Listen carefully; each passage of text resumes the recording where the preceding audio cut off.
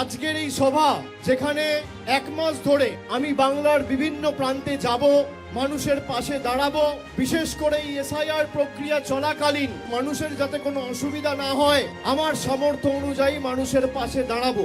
আগামীকাল আমি আলিপুরদুয়ার যাব, ফিরে এসে 6 তারিখ বীরভূম যাব, 7 তারিখ উত্তর দিনাজপুর, দক্ষিণ দিনাজপুর করে 8 তারিখ মালদা করব, তারপর 9, 10, 11, 12 টানা একদম জানুয়ারি মাস চলবে।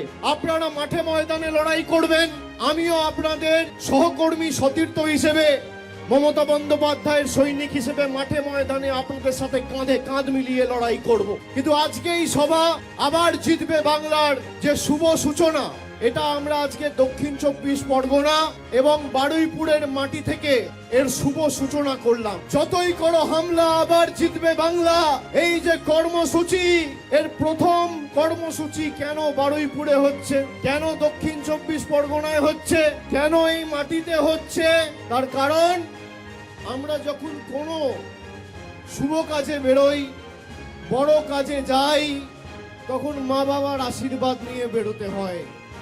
আমি বারে বারে বলেছি, কালীঘাটে আমার জন্ম হতে পারে, কিন্তু ঈশ্বরের কাছে প্রার্থনা করি মৃত্যু যেন এই জেলার মাটিতে হয়।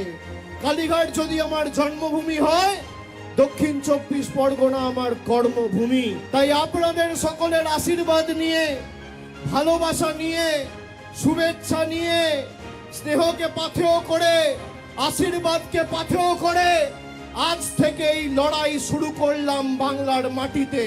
সিপিএম এর যখন রমরমা বাজার, সিপিএম এর সূর্য যখন মধ্য গগনে, 2008 সালের পরিবর্তনের চাকা এই দক্ষিণ 24 পরগনা জেলা ঘুরিয়েছিল। তাই আজকে প্রথম সভা দক্ষিণ 24 পরগনা জেলায় বারুইপুরের মাটিতে।